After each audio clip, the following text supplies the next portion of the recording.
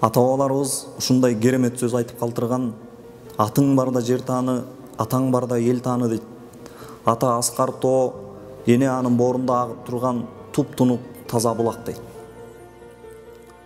Аталарыбыз өзүнүн өмүр таржымалында ушул окуяны эскерет: мен кичинекей 7-8 жаш курагымда апабыздан эрте ажырадык дейт. Айылда атам экөөбүз эски тамда күн кечирип калдык. Ошол кезде туугандар дагы бизди тууганчылыктан бөлүп чыгарып койду дейт.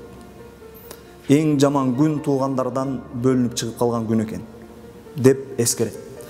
Ошентип атам экөөбүз айылдан бөлүнүп чыгып, узак жол сапар тартып кетип баратып, мен жолдо ачка болуп, ата ачка болдум деп айта бергенимден улам, атам айылдагы тааныбаган эле эшиктерди тыкылдатып жумуш сурай баштады дейт. Бир кожойке үйүнөн чыгып, кыязы атама жумуш берген сыяктуу болуп, үйүнүн артына алып барып, жайылып жаткан топуракты, саманды көргөзүп, колуна кетмен карматып, ишке буйруп кетти. Атам саманды чачып, багалегин тизесине чейин түрүп алып, бир күн кечке ылай чылады. Соңунда кожоюн бир кеседе шылдыраган сорпо, катып калган нан алып келип атама берди. Атам өзү жебестен менин курсагымды тойгузду дейт. Мен кичинекей жаш бала экем, ошол кезде бул нерсени түшүнбөптүрмүн. Кийин түшүндүм. Атам менин курсагымды тойгузуш үчүн бир күн кечке багалегин тизесине чейин түрүп алып, жылаңайлак муздак топуракты тебелеген тура дейт. Урматтуу бир туугандар, Алла Таала Куранда ата-энеге жакшылык кылууну буйруйт. Пайгамбар алейхиссалам ата-эненин ыраазычылыгы Алла Тааланын ыраазычылыгында дейт.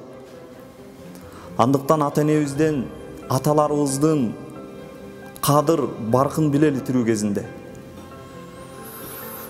Бизде адам болсун, келечекте элге жерге кызмат кыла турган, окуп чокуп жакшы бир инсан болуп жетилсин деп, күнү түнү эч кимден акы сурабастан, эч кимден эч нерсе күтпөстөн аталарыбыз эмгек кылат. Аталарыбыздан ар нерсени талап кыла бербейли.